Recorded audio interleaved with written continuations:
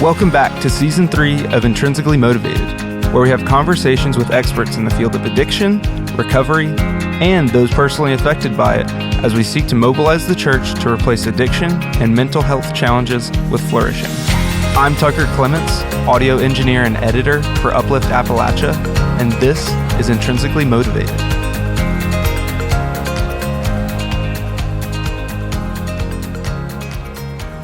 But I thought it would be interesting, just for all of us, just to kind of talk about, like, maybe before we get into all the, just the big litany of things that we've done, the big list, all of that, because there's lots of things that have happened. There's lots of things that are going to happen, and we've all been very busy. As we were looking through our calendar right before, it's just like, we've done so many things. I know, Katelyn, you've been just scrambling to get people driving day in and day out, all of this.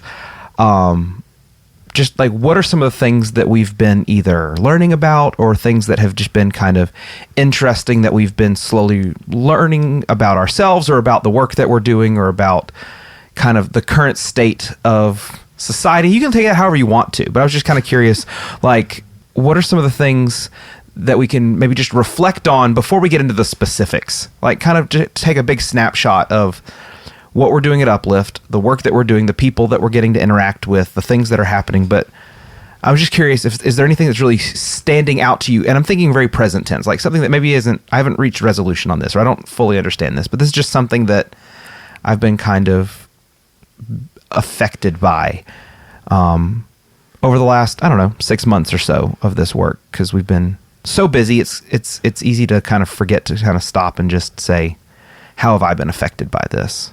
One thing that comes to mind, and we talk about this a lot, so it's not necessarily new, but it's unresolved, is how to get people from the church, mostly, or really anybody, to get up and do, or to go and do, or to go out and do. And even to get to regular people to know things. It's like the people who know things, the people who are in the work are in the work. But there's such a vast number of people who either don't even know the issues, or even if they do, it's moving from that to doing anything, even the smallest thing, but the doing instead of the knowing. Right. Actually taking steps. Any step. Yeah. I mean, we use that old Francis Chan example all the time, where it's like the parent tells the kid, hey, go clean your room. Then he goes and checks on him a half an hour later, and they're sitting on their bed and everything's a mess. And he says, what are you doing? Well, I studied the Greek for what it would look like if I was to clean my room. Right. I've written a paper about what clean rooms look like and the tradition of cleaning the room. And my friends are coming over, and we're going to talk about what it would look like. We're going to discuss what it would look like if we all cleaned our rooms. And we have this study planned. Yep. And in the end, the room's still messy. Yep. And I think kind of getting into that, because that's been one of the big questions. Everywhere we go, that's been a big question. Everywhere, like internationally, everywhere. Internationally, we'll talk about that. Like, it's a theme. How do we motivate people to actually step up? Because what's the phrase that we've been hearing for years when we say, hey, this is the kind of stuff we want to get people to do? Love what you're doing. Love what you're doing. Which is a very nice way of saying, but I'm not going to join you in that. Right. I think kind of on that, because I know, Katelyn, you've been like asking people weekly, hey, can you drive this week? Can you drive this week? And I know you probably did that at your own church. Hey, who wants to come do some driving or ride along with me? That sort of thing. So you've kind of gotten to see the whole, I guess, spectrum of responses to that sort of thing.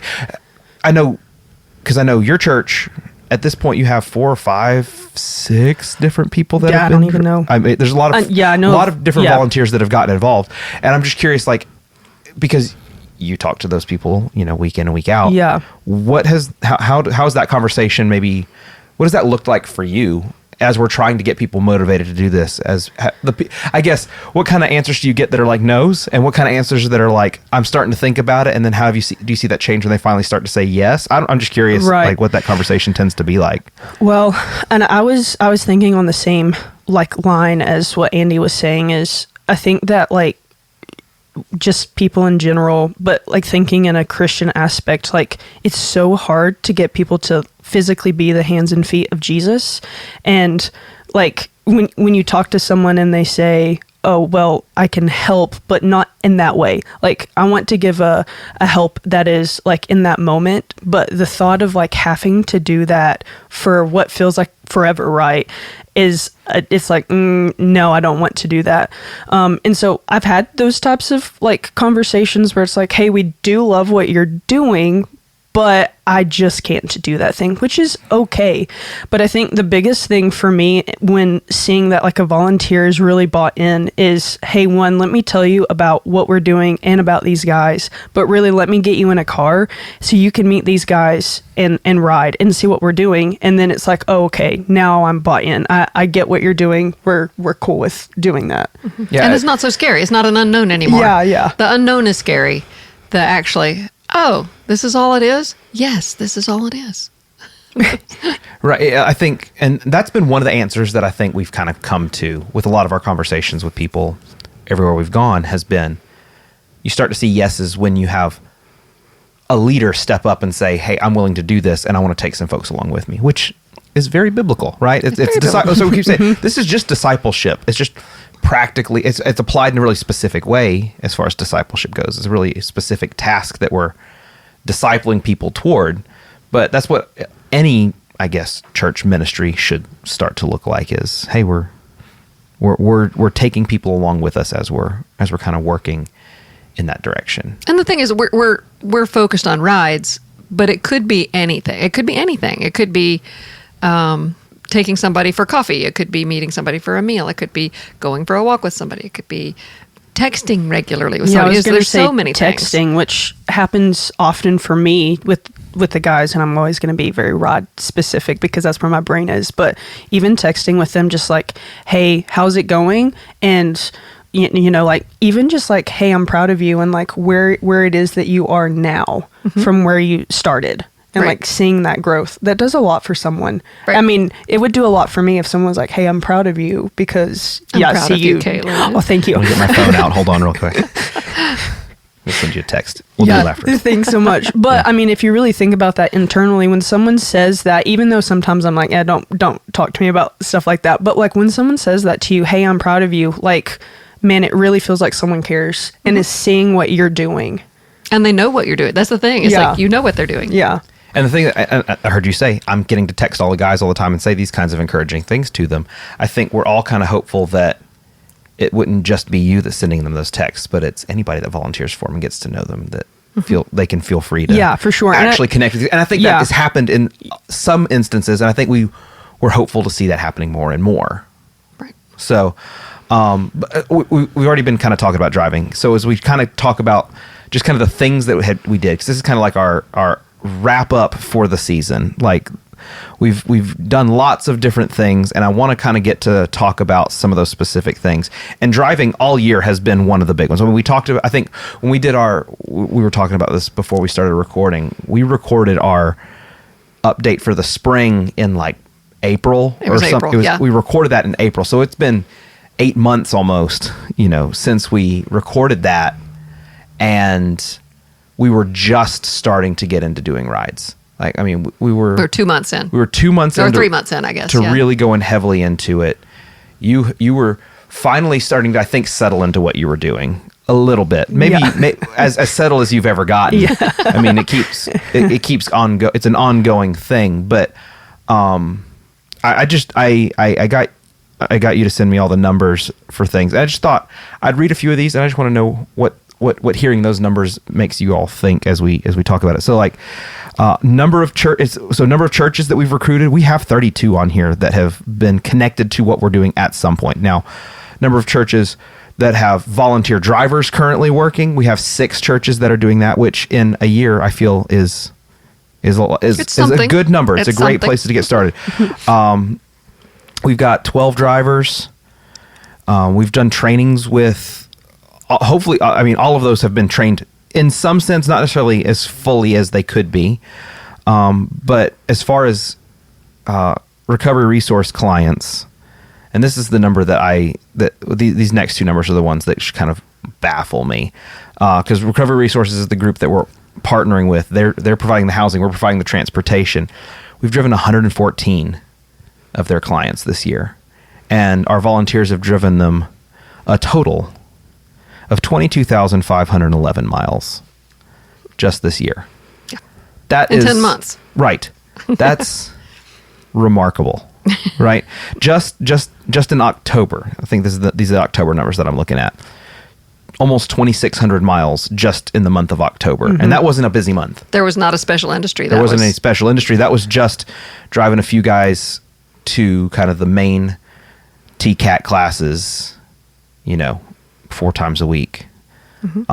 And it seems like you hear, oh, they've only got 6 churches that are driving, or 8 churches, or 12 drivers. And that seems really small. But even with just that small number, we've already driven that far. I guess I'm curious, what do you feel when you hear those numbers?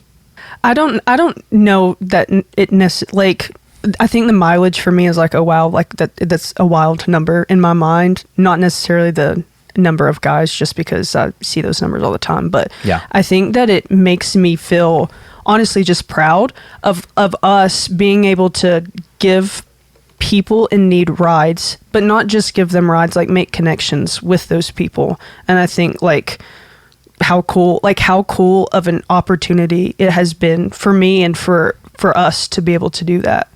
Yeah. I also think, and that is just in the Tri-Cities of Tennessee.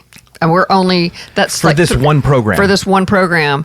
And I think of the need that is in, look at Southwest Virginia.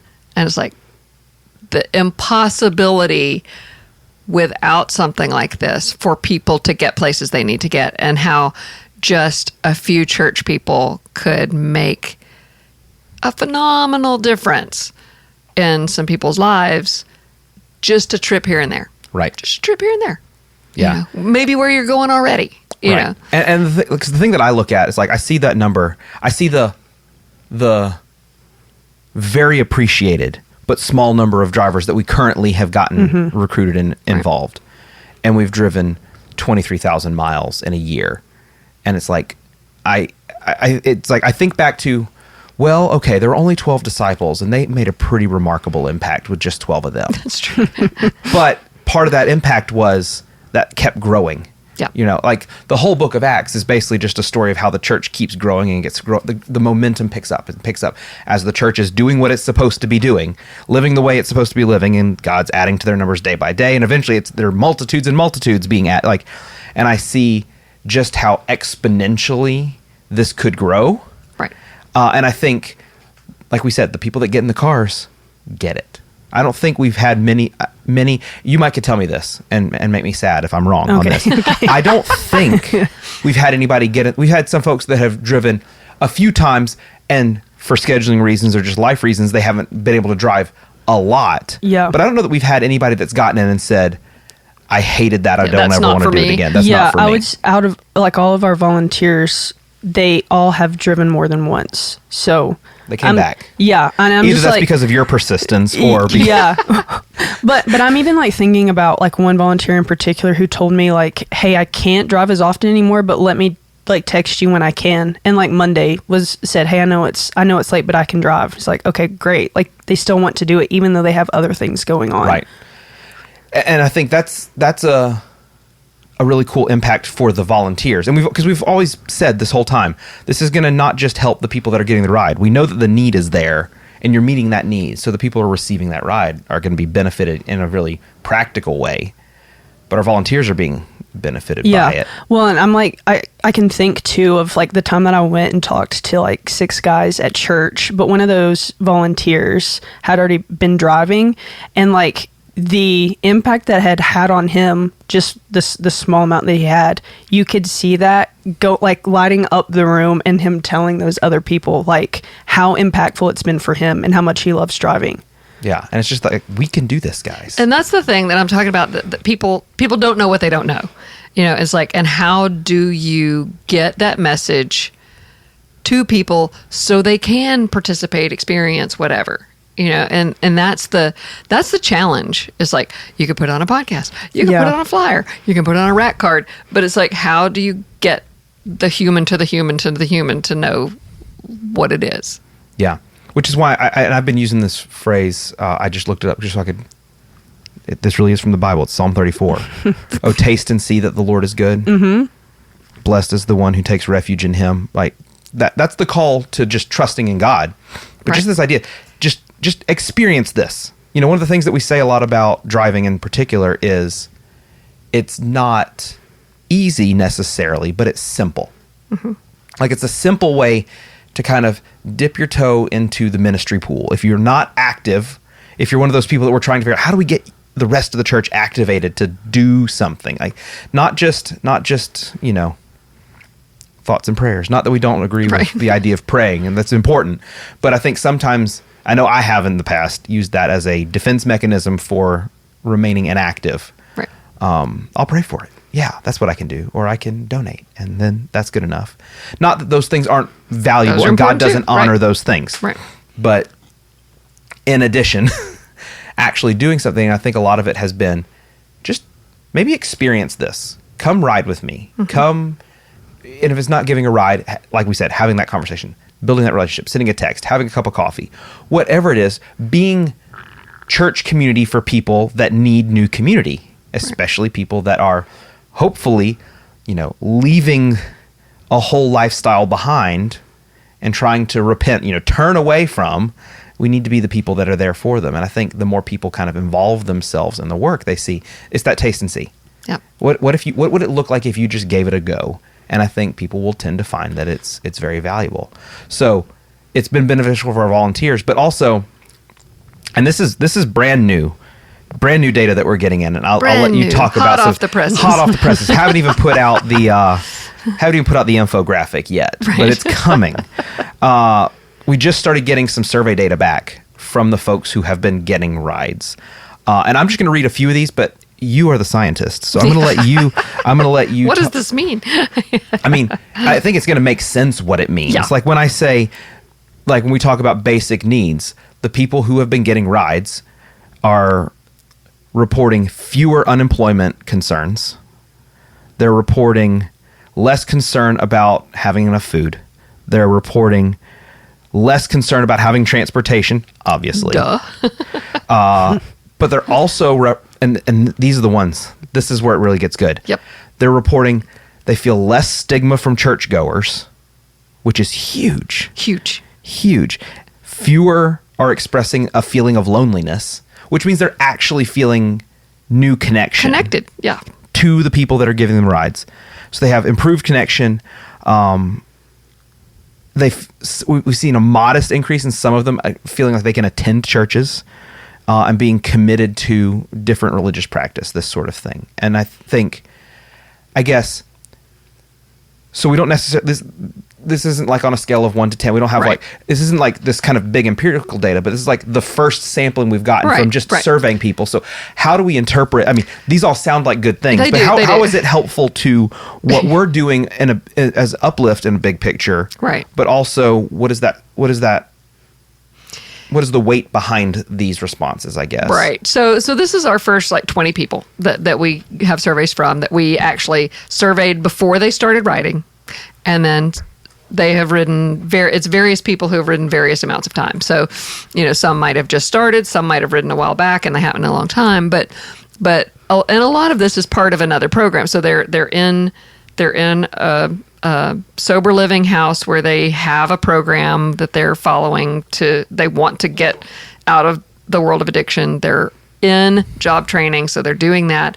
They're getting rides there. So it's all of this kind of going together, which is wonderful. But you have folks that just the fact we thought when we very first had the idea, when you had the idea, it was like, this is a way to get people connected. And so we knew that it should. But then you actually have to do the study and you actually have to follow people and say, but did it? And then it says, yep.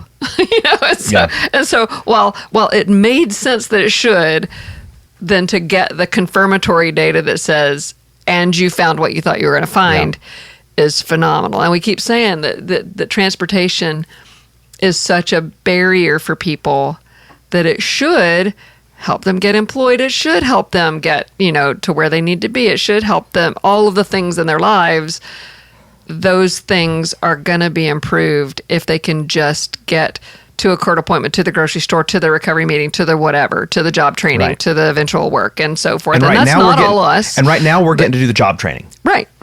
But And some so- of that's also led to we're getting to do some of the other appointments. Right. And But- the people and some of these people have moved on. They have gotten jobs. They're not in the job training anymore. They've gotten jobs. So they're less worried about employment because they've gotten jobs. Why did they get jobs? Well, because they got to go to job training, because they stayed in the program, maybe because people cared about them. Maybe a few of them, and it's not a big chunk. I think it's like 15% that started attending church. Well, this is people that had not attended church that has started attending church. Well, we're not going to make them attend church so that they can get rides. That's not the program. But as they get to know the people, some of them do find that community. And I think that is a huge piece, because you have people that generally, when they leave addiction, they leave a whole community. That was their community. And so you pretty much, in order to stay sober, have to cut a lot of that off. And then you have a void that's going to get filled with something, or you're going to be lonely, or you're going to be likely to relapse, or whatever. And so just the ability to have this promise of a potential community might be the make it or break it for some people. And we want to be there ready in case they're ready for that, and some of them have bought in. So Yeah, and I think that's the thing that's the next layer. Mm-hmm. Like, we've kind of been at phase 1, which is hold on for dear life and try to get Let's as many get them and there. get these rides, organized. Let's build up our volunteer base, and we're still desperately trying to do more and more of that. We can talk a little bit more about that in a minute. But like that next layer where we may lose. Don't panic. We may lose some of our Caring Workplaces program drivers, but that's because they built relationships specific to the guys that they had been driving that aren't in the program, in that part of the program anymore, but they continue to wrap around them for their needs in their church, which is why we need to constantly be equipping and activating more and more people, because we want these relationships to be ongoing beyond just this one rides program, Right. which is great. That's what I said. Taste and see, get excited about it, but then see the potential for what it could be. I mean, it'd be great if we were able to double, triple, quadruple the number of churches and be able to say next year we drove 100,000 miles, with but also we may 40 not be able to people. report that we did 100,000 miles, because hopefully churches just kind of take this up and keep going, and we're not tracking that as a Right. matter of, getting data to prove all this, but rather it's just because the church is starting to see the value in this as Right. good practice. Right. And some of it just becoming a natural thing. I can use, like with our church, there's some people that we give a ride at times, and there are times that we can't give a ride to church. And it's like, but there are people I can call and say, hey, can you pick them up today? And they do. And so it's like that sort of that to the next, to the next, to the next. It's just like, this just becomes part of what happens. It's like, because we care that person gets where they need to be, somebody can ask somebody on their behalf, or they can ask, and it becomes just part of what we do. And it's not a program. It's a way of being the church. It's a constant all the time sort of thing. Yeah. Which I keep using your church as an example, because I think your church really latched onto that, which I think one of the other things that we got to do is we got to go to a bunch of different churches and make more connections and train more and that sort of thing. But I mean, even just, we went to like your church's fall festival a few weeks back, and Barntoberfest, Yeah. which was great. Food was awesome. I always remind myself about food at places that I go. But I thought just seeing your church be, it was welcoming to all the different ministry partners that you all have, but the number of conversations that I had with people that already understood a bit of what we're doing, Yeah. and weren't asking more questions, kind of speaks to the fact that I think when it starts to kind of find its way into just the normal life of the church, it feels like it's just a part of what we're all doing. So it's not just the church supporting the people, but it's the church supporting the people in the church that are helping support the people. Yep. And everybody kind of feels connected to that. Do you feel like that's kind of a good representation of what it feels like? Yeah, for sure. I'm thinking back to when we started having guys interested in like asking questions about church and what that looked like, and getting them there on a Sunday. But it really was like, hey, can you go get them? And if it wasn't that, okay, well, I know someone who can go and take the church van or whatever and go and get them. And while we're not having to give rides at the moment to church because they have done what they needed and have a license and a vehicle now, we don't have to do that, but we still are invested in, like, have people ask, well, hey, well, where's so-and-so, you know? Have you talked to so-and-so and like invested in their lives, which is what we want to have happen. Right. And that's also one of the things with the guys who drive, and you say have their license. One of the goals is for them gradually to be able to drive themselves and have their own vehicles. But if we've sort of planted the seed of not just giving people rides to give them rides, but this is going to help build them up, that's some of your giving back as you're doing what you're doing.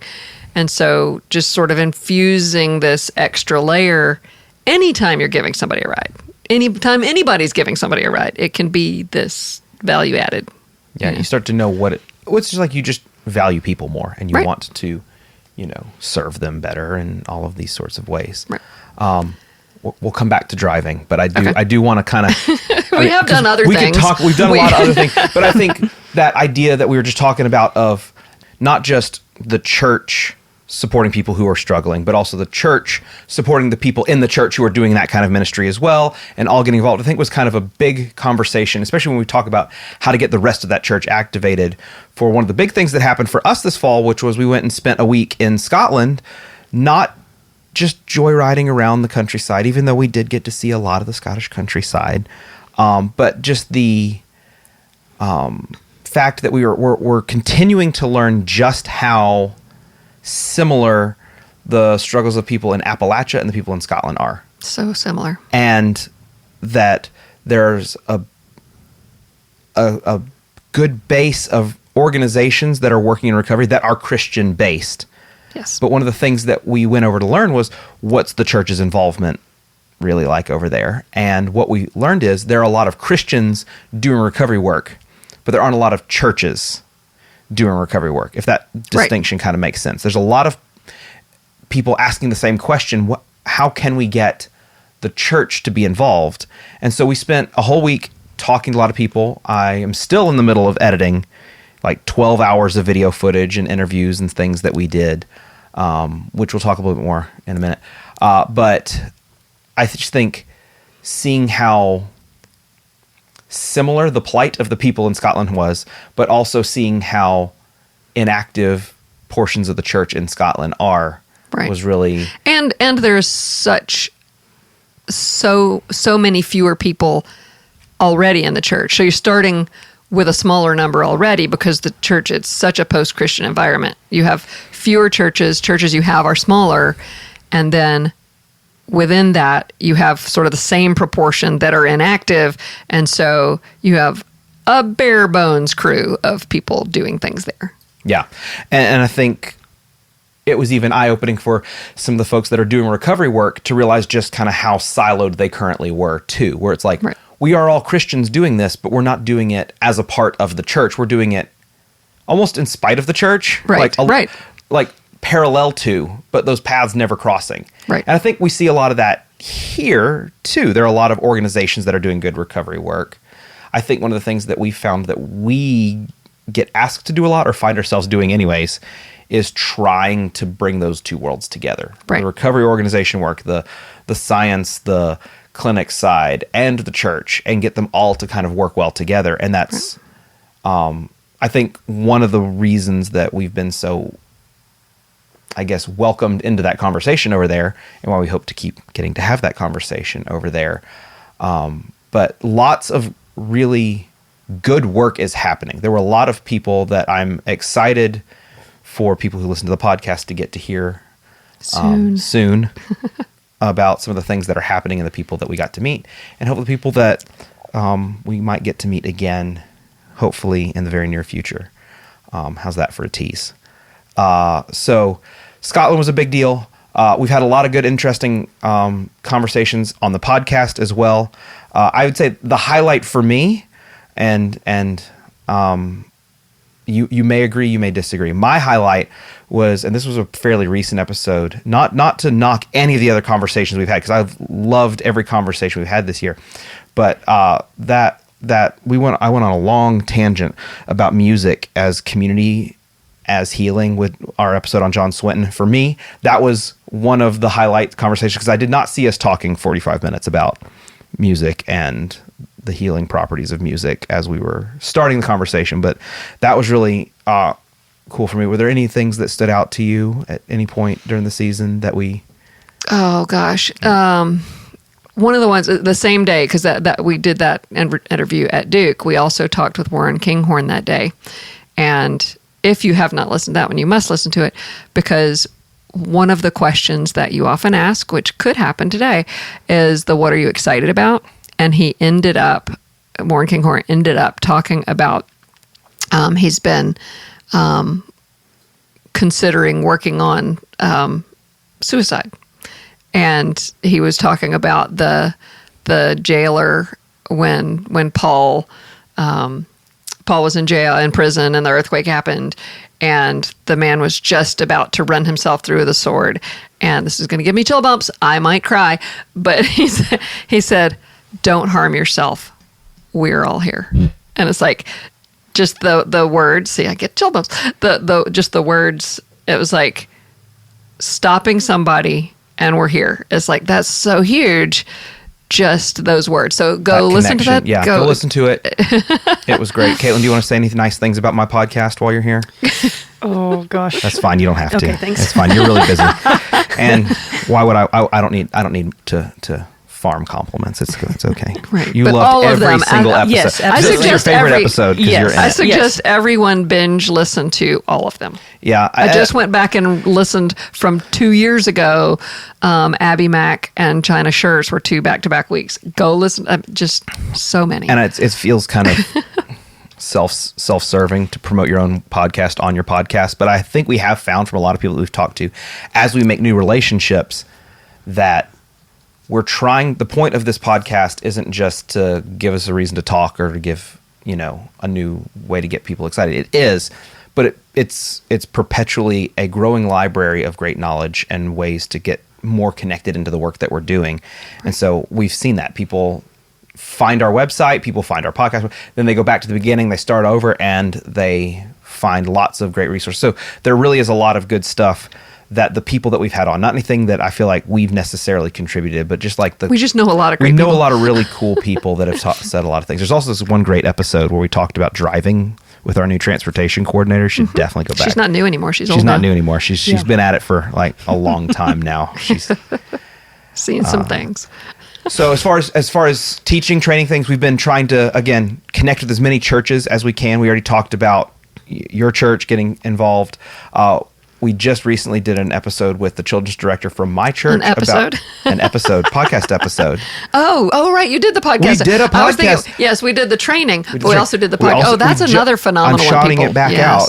We just did one with the children's director from our church that I go to, where we did specifically some training for children's ministry at a church that is heavily involved in foster care ministry. So we're starting to see how we can kind of tailor the things that we're talking about to really apply to some specific needs that churches are facing, that sort of thing. And we do have several, if people are in the foster care world, we have several episodes that have been involved in fostering, foster care, and so forth. Because half of our board of directors are really involved in foster care ministry. So it's going to happen.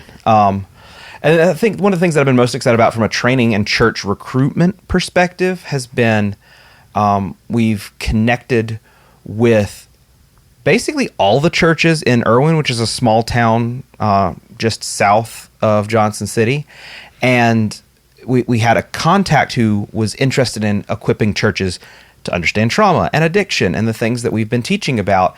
And he has been the one to kind of gather the church leaders and gather the church members together and say, hey, we're going to host this training. We're going to get as many churches involved as we can. I think that has been a great model going forward. And I think finding those area champions has been really helpful. Yeah, and they have a multi-denominational ministerial association, which is super helpful because so many times you have just, this denomination or this denomination, but they have a multi-denominational one. And so he had connections to most of the pastors in that town, which was nice. Yeah, and I think so. That's I think one of the things that we're still looking to find more of. I think that's a great model. We can find ways that churches want to work together because, again, not all churches are going to be able to all of a sudden take on all the rides for an entire ministry program or anything like that. But if churches want to work together in a whole area, I think it's proved to be a really cool starting point that we're just now kind of starting to explore where that's going to take us. But I'm excited to see it happen. One last thing from the training teaching perspective is kind of revamping the way that we go and connect with a lot of the small towns that are outside of some of the kind of, we don't have major metropolitan areas in Northeast Tennessee, but like the urban areas and the more rural areas that we've gotten to explore. And I know you've gotten to be kind of involved in kind of thinking out a new way of doing that sort of thing. So I wondered if you want to talk a little bit about Right, that. yes. So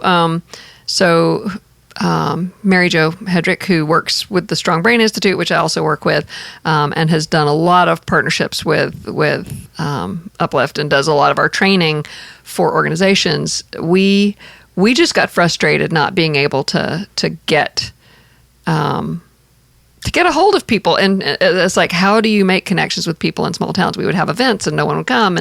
And we were waiting for people to come to us. And we said, well, let's just go meet folks. And so we have spent several trips now. We've done 3 different trips to small towns in Southwest Virginia and just spent the day, eating.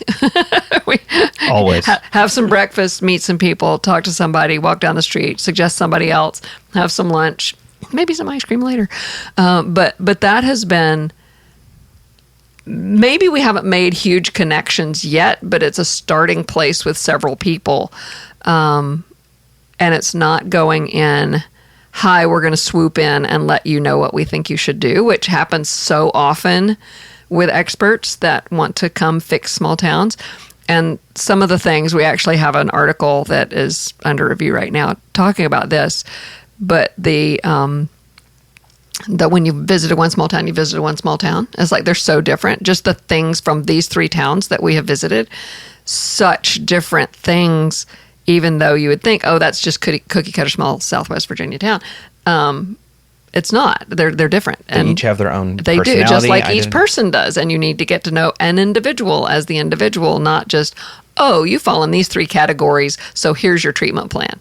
And that's something that we're trying to combat anyway, is the cookie cutter ways to fix things. Yeah. So one last thing that has been happening before we get to start talking about all the things that are coming up, because as much as we were excited about the things that we've been able to do, I'm even more excited about the stuff that's coming up, because there's so much more. There's so much that we're getting to do. The building that we've hosted a lot of our trainings in is getting used by a few other different ministries, and I think that's really amazing, because ministry's happening just in a physical space that was the building that our church plant was in for 8.5 years that ultimately led to us starting Uplift and ultimately kicked off this whole journey for many of us. But the space that we've rebranded it, we're naming it, that we called it the Uplift Training Center now. There's a church in our area that is renting it for an evening a week to do a feeding ministry here in downtown, where they bring in their tables, they set it up, and people come in for a couple hours and they give them a meal and they get to build relationships with folks. That's a ministry that had been going on for a long time, and now they were looking for a new place, and I'm really excited that it's getting used for that, because that was such a staple of what this building was being used for 8 years, which was we did lunch every Sunday for 8 years. Every Sunday, and so much good ministry happens just having a meal. Again, we're right back to food again. Yep. I'm obviously getting hungry. And then an ongoing ministry that had been happening since before our church even closed was there was a Hispanic church, and I know you gave it to me, and I wrote it down, and I'm going to butcher the name again. Go for it. Iglesia Apostolica. Oh, I think I did it. Have been meeting here for, I don't know, 6 years now, something like that. Oh, probably longer than that. 6, 7, 8. It's been a long time. It's been Yeah. a long time. And that they meet here every week.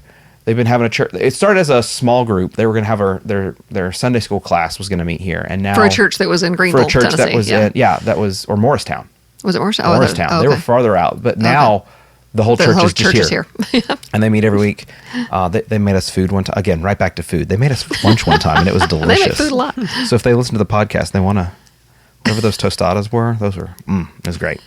But it's just, it's cool to see the space getting used for ministry. And I think we still want to keep using it for ministry. We're going to use it for our trainings when we have our trainings here in town, but also anybody else that wants to use it, it's here for ministry purposes. Tennessee Kids Belong. They use it for events. It's one of our partnering organizations, absolutely. So that's another thing that I'm excited that has been going on, and I want to see continue getting used into the future. But before we wrap up, I do want to just start talking about just some exciting things that are coming up. And I said we would get back into driving because we're still going to be driving, right, Katelyn? Oh, yes. We still have lots of opportunities for people to give people rides. I think you gave me a bunch of numbers this week, but we have like 16 different driving opportunities a week. If you starting at the beginning of the year, yeah. Starting, yes. At the beginning of 2026, we're going to be every day, almost every day of the Monday through Thursday. We're driving folks morning, afternoon, and into the evening sometimes. So we're still looking for more people to come drive, right? Yes, please. Yeah. Please, desperation. No, not desperation. No. We can't wait to look back and see how God filled those needs. Absolutely. And we have a great base of volunteers. And if you're curious about what the driving has looked like for them, one of the other things that I'm excited that we're getting ready to start actually this week as of the recording of this is we're going to start doing some driver appreciation, but also kind of training, some kind of recruiting brunches, lunches, these sorts of things going forward. And I'm really excited just to get all of our volunteers together, some of the guys that have been getting rides. You've been kind of putting it all together.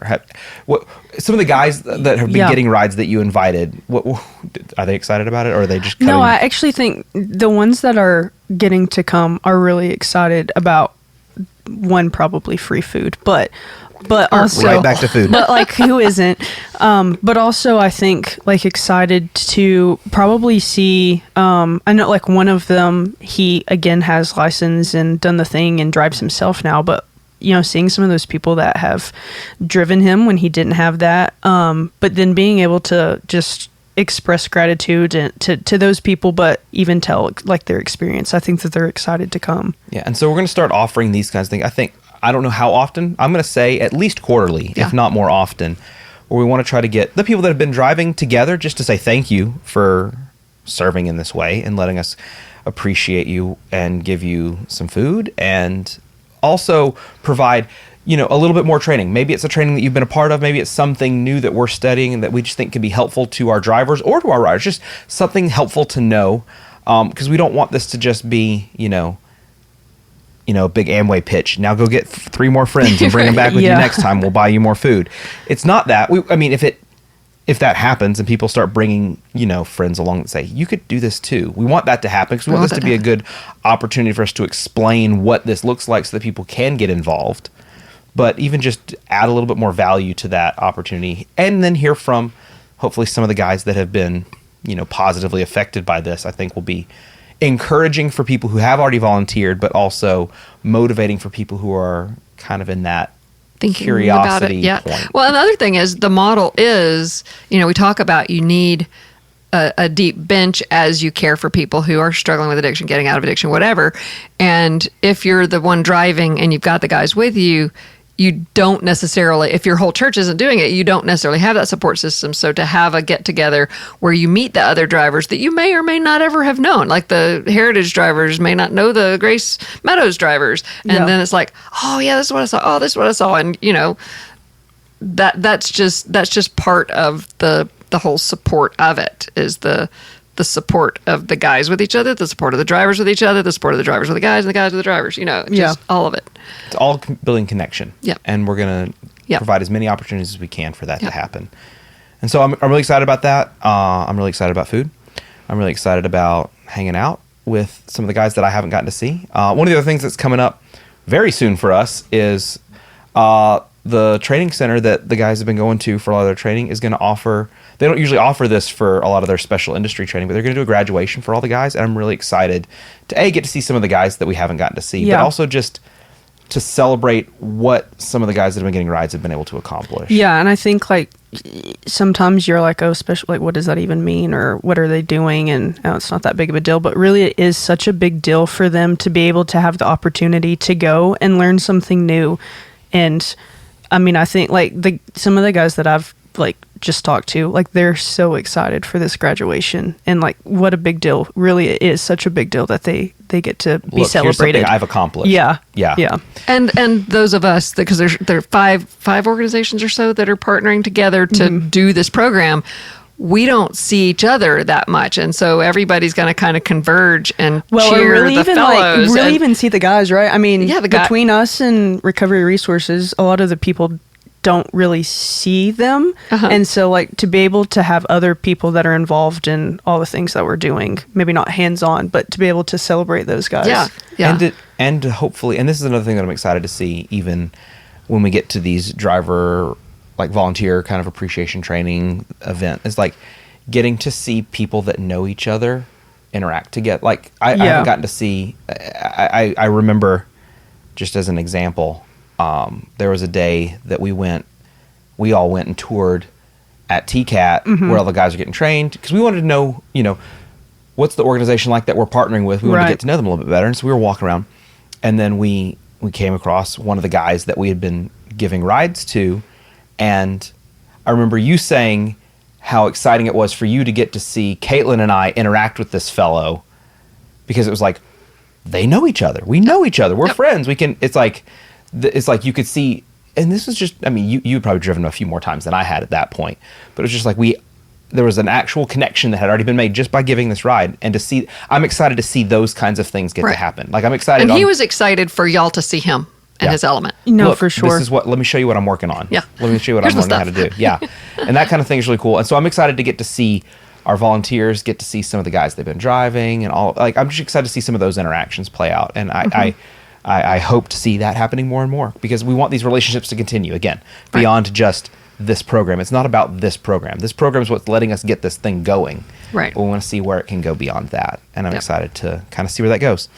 One other thing that we're hopefully going to get to start doing soon is we may be able to partner with a similar organization to Recovery Resources to start driving some women as well to job training and these sorts of things, which is going to, mean that we have more rides that we're going to try to fill. I see you panicking over there. Don't panic. I'm not panicking. No, but that's also going to give us the opportunity, because up to this point we have been driving men exclusively, and for understandable reasons, there have been several church volunteers that are like, I would love to help drive, but I'm a woman and I don't necessarily feel comfortable driving. That hasn't been the case across the board. We've had, I mean, Katelyn, several women have driven. You've driven guys. And many a time. not been intimidating for you, but understandably so. That has been a thing that some people have been concerned about, and I'm excited that for people who want to get involved in this kind of ministry, we're going to have an opportunity soon for some of the ladies that have said, well, if you ever have an opportunity where I can drive some women around, I'd like to. It's coming. And it's coming to hopefully start very soon.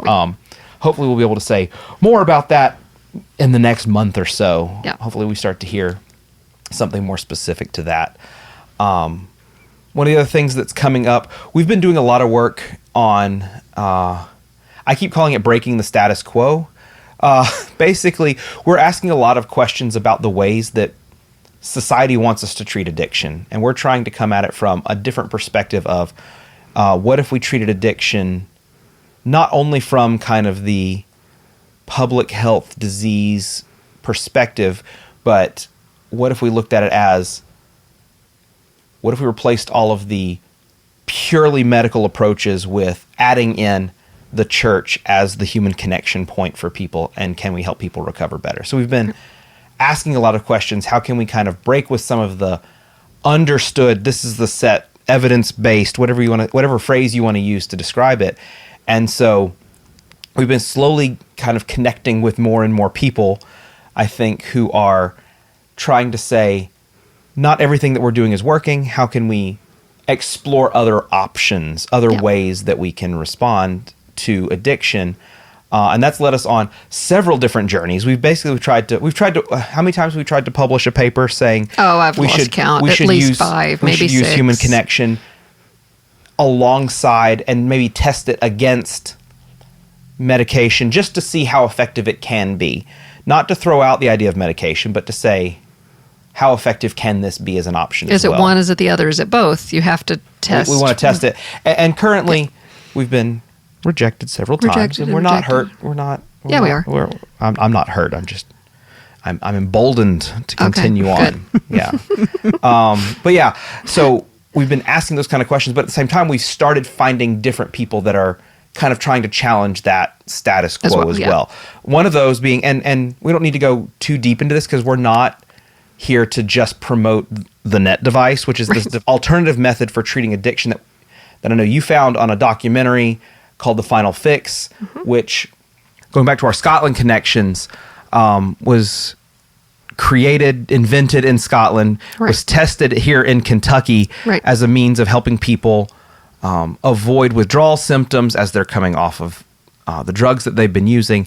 And it's had all these remarkable results. And we don't need to get into all the details, but what we found is there are other people that are trying to test alternative methods for treatment, and they are also meeting some of those same kind of roadblocks, barriers because for whatever reason,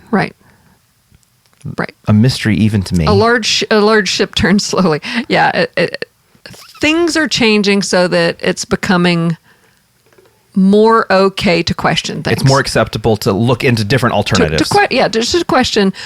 What if, if something is not working as well as you want, you look for alternatives. And so there's sort of a groundswell of people asking, what are other things we might be doing? And ours has been that all along. It's not even instead, but in addition, or let's just explore alternatives. And what if the church begins to outperform and then just takes over and does it? That's kind of where I am. That, and that's what I would love to see is the church just does such a good job. We take and we may never get it published, but if it's working, great.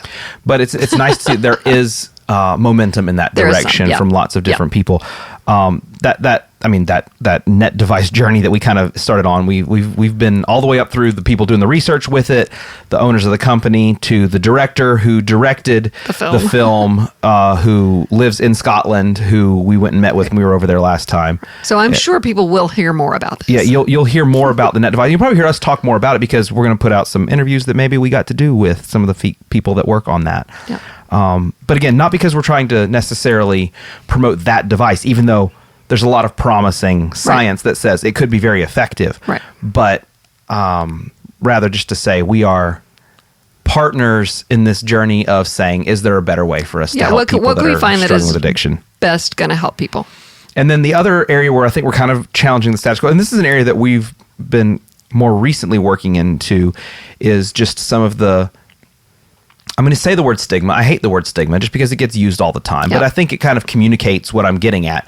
Just kind of the stigma for accepting conversation about psychology, brain science, mental health, in addition to understanding how that connects to scripture and the Bible within the church. That we didn't realize that was a barrier that we were coming up against, and we've had to begin talking to different experts in different fields, specifically in like the church counseling, biblical counseling realm, about how those can be barriers to entry for some of the trauma-informed church trainings that we want to do, or understanding brain chemistry with regard to addiction. And so I think we're going to continue to kind of pull at strings that take us down interesting thought paths, but also lead us to hopefully developing a good way to integrate all of the helpful parts of God's creation into the conversation about addiction and recovery. Right. And staying with the scripturally vetted. I mean, we're going to be Bible first. It's like that is our litmus test, but we don't want to throw out things that could be helpful that are also not unbiblical. And so we keep kind of dancing around coming back to the Scotland thing. I think it's worth going ahead and saying now we are absolutely intending to go back to Scotland to do more work with the church alongside the recovery ministries that are happening over there. Try to, equip and motivate as many of the people. One of our friends from over there, the punters in the pew, as he would say, the folks that are sitting there don't know what they're capable of doing, but also are just waiting to be activated. We want to help do a part of that. So go ahead and save the date. In the last 2 weeks of May 2026, we're working now. We'll have more details to come on a 2-week. We're calling it a 2-week ministry intensive because it's a short-term mission trip, but it's also going to be a way for church members who want to get involved in this work or just help other churches who are doing work to go and support and encourage churches and organizations that are already doing good work with addiction and recovery in Scotland. It's going to be a good opportunity to kind of get to learn how similar Scottish culture and Appalachian culture are, so that as you learn more about the people over there, you're able to bring back some of that new knowledge back and incorporate it into your ministry here. But also, we're hoping that this can be an opportunity to really get hands-on experience doing work in a recovery space with some of these organizations that we've been partnering with. And so we're intending to try to set up a trip that will help to coordinate and lead for about 2 weeks at the end of May. I know that's quick, but go ahead and start praying about whether you or somebody in your church wants to be involved in that, and just come with us and be a part of this ministry that we're doing. Because I think if you go see what is happening there and maybe understand some of the plight of the people in Scotland, it will help you understand the plight of the people in our very backyards. So keep that in mind, and we're gonna go. And you're coming too, Katelyn. This time. Yeah, thanks. Yeah, you get to come. You're Perfect. invited. You're invited. You're gonna do a whole hour-long presentation at every place we go on Great. the transportation No program. problem. It's gonna be great. I know you're gonna really thrive in that Yes, environment. yes. So. So keep that coming up. Speaking of Scotland, one of the other things that I'm excited about coming up is like I said, we recorded about 10, 12 hours of interviews, podcasts, that not all of our spring season for the podcast, but a good portion is going to be, we're going to start releasing a lot of that content on the podcast feed in lots of different places. But I wanted to go ahead and just give you a little preview of what some of that content's going to sound like.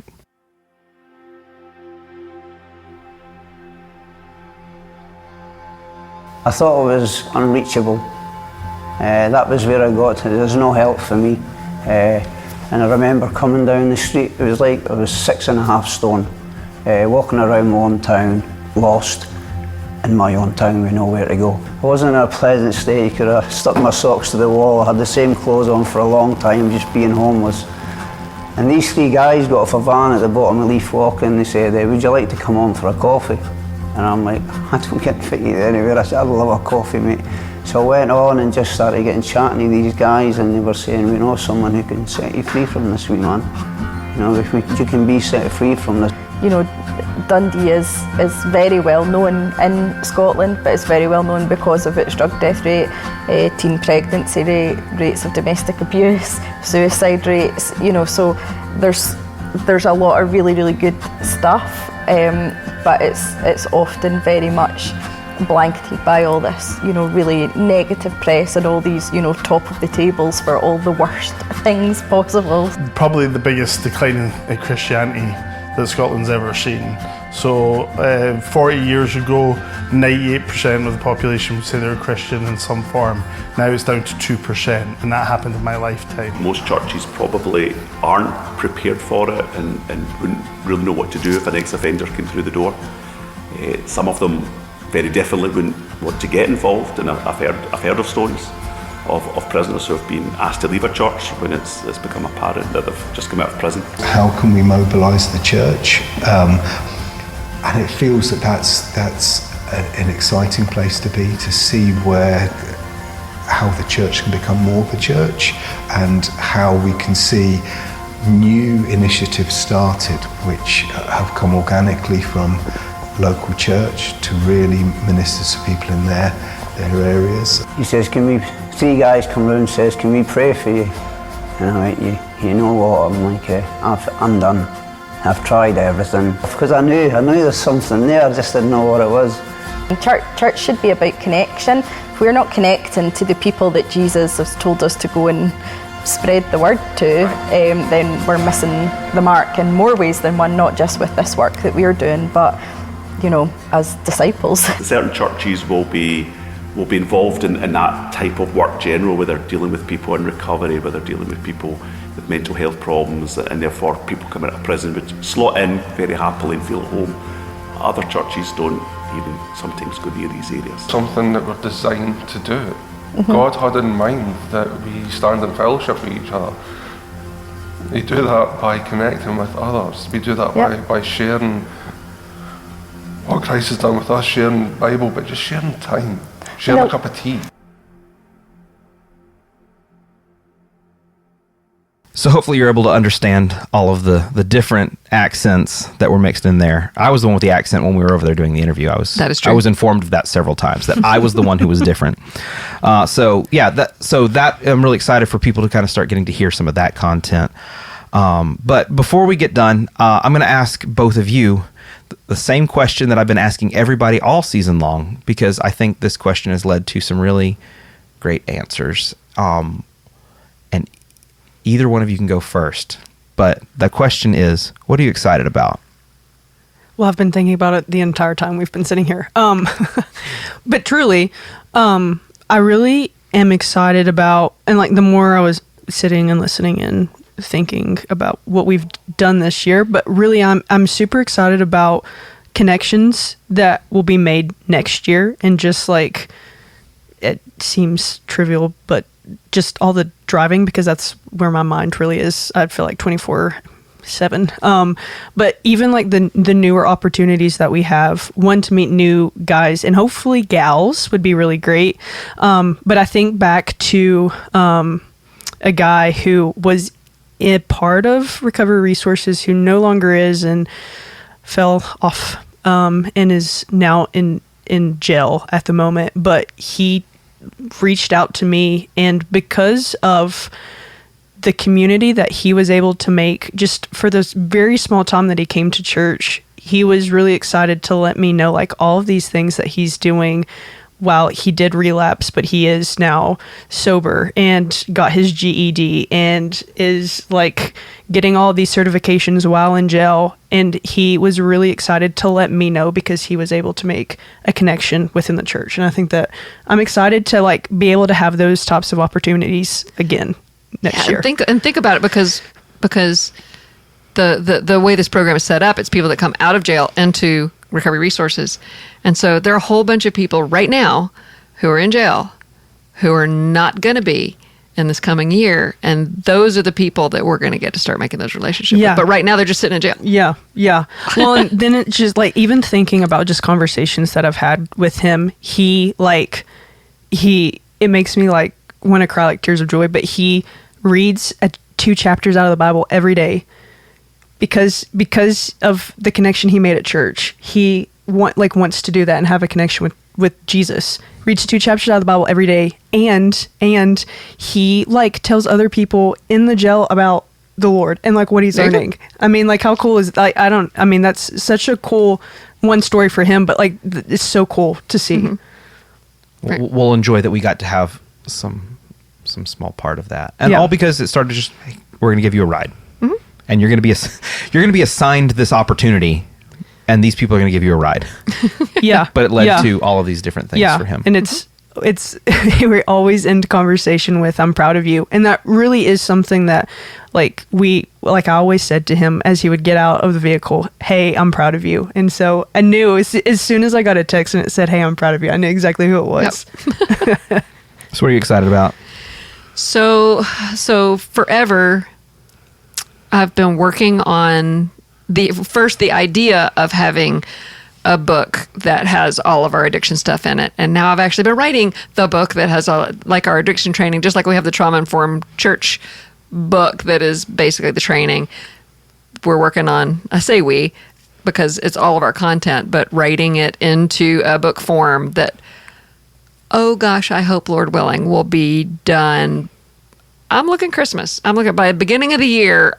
I hope that it's ready to be published. And 2026. Yes. Uplift Press. I should probably start designing you a book cover. You should design me a book cover, yes. Because it's like, it's all this stuff that just people need to know. Just practical stuff for anybody. Just sort of, I'm scared, I don't know what I'm getting into. Here, it'll take you, you can probably read it in a morning. But then you're going to feel a little bit readier. So I'm excited about that. I'm excited for that too, because I know you wrote that trauma-informed church book as a means of helping churches, because like you've always said, churches don't know how to have a training but they know how to do a book study. Right. And so you wrote that book. But at the same time, that book has done wonders for Right. getting churches ready to be activated to do these kinds of things. And so we're excited to see what that next one's like. So keep an eye out for that one. As far as I'm concerned, I mean, I feel like I've talked a lot about. You're things that excited about lots I'm of excited things. about literally everything that we're getting to do, including eating, which, when we get done here, I'll get to eat soon. And that's exciting. So if you're in your car and you're listening to this and you don't get to eat very soon, I'm very sorry if we've made you hungry while you were listening to this episode. But I'm excited to know that we have a year under our belt of actually doing what the vision that God gave us was 6 years ago. Yeah. Right. It's one of those, it's been such a long game that we've been playing. Lots of praying, lots of waiting, lots of praying, lots of asking, lots of waiting. And I think we were excited, a year and a half ago, and it's like, oh, we're going to be able to do this. But now we're doing the thing.